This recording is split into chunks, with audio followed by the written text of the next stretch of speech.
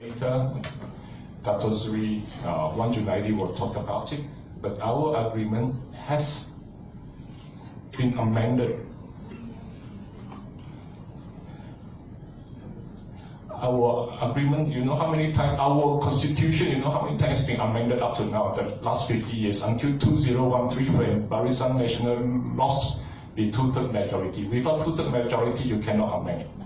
By then, 700 plus amendments been made to articles, to annexures, to the schedule. 700 times.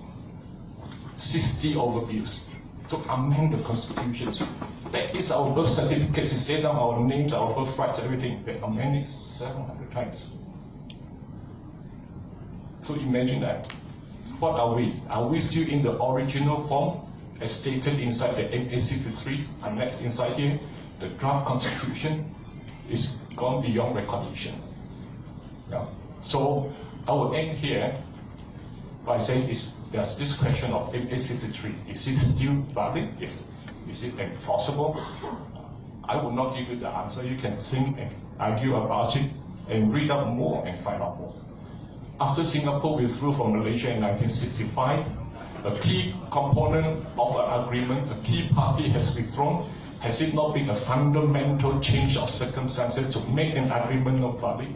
Imagine you go sign an agreement with 3 people to buy a car or to do something, to do a business. One of your partner pull out. Is the other 2 still can go on with the business?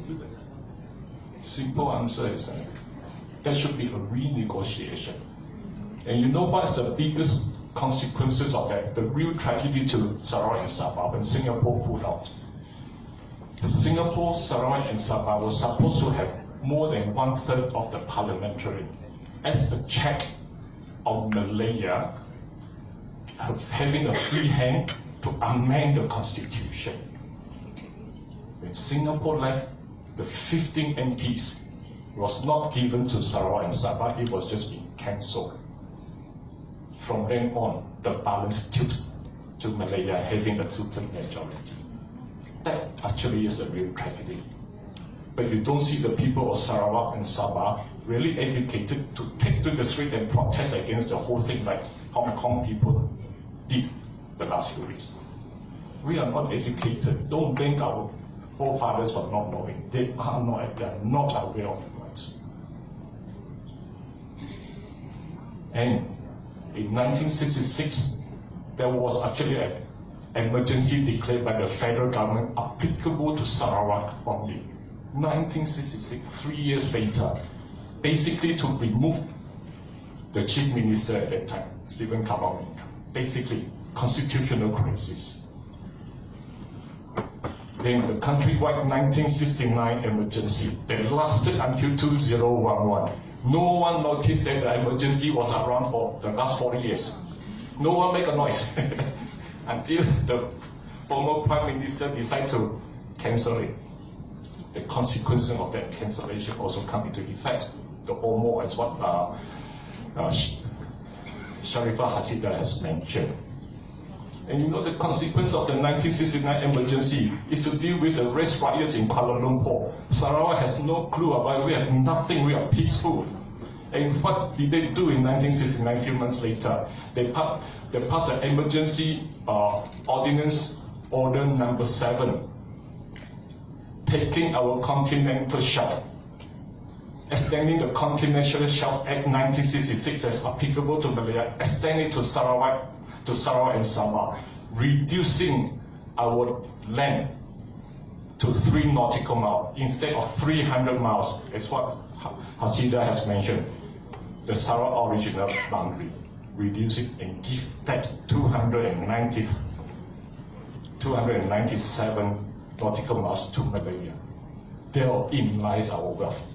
1969, they used an emergency orders. When it's emergency, Parliament doesn't sit.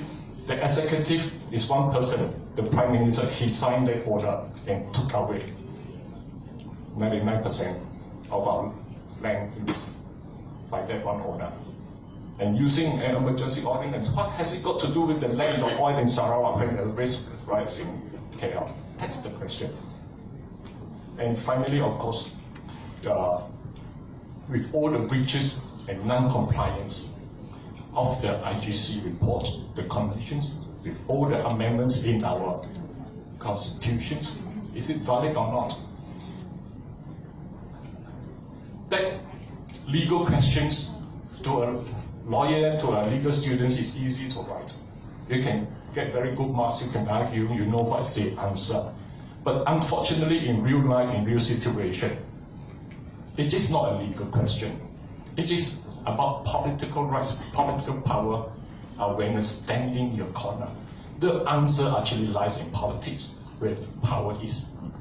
Without the power, you can argue that you are right. It does not matter, as you can see. So the hope for us to go forward, Sarawakians, we must know what is our rights and stand up to speak up and defend our rights, regardless of which political party you are from. But of course, if your master of your own political party is not Sarawak-based, you are always going to give in to your master or your own so-called in politics. That is the danger. We must all open our eyes. We should not be blind again like we were in the past. Thank you for your Thank